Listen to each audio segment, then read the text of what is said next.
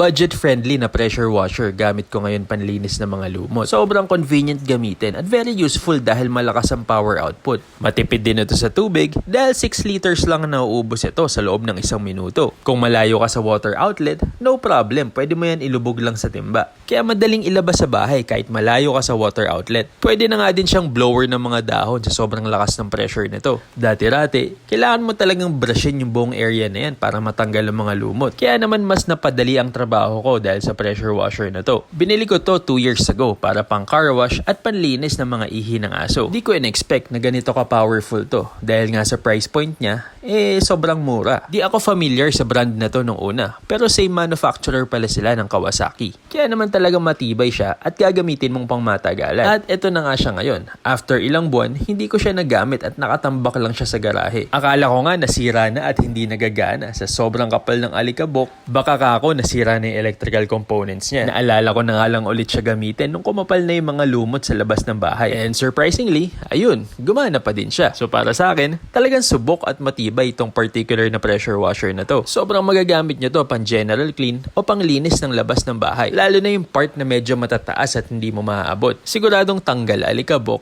at mas mapapadali ang trabaho mo. Available to sa Shopee. Nilagay ko yung link dyan sa description at sa comment section.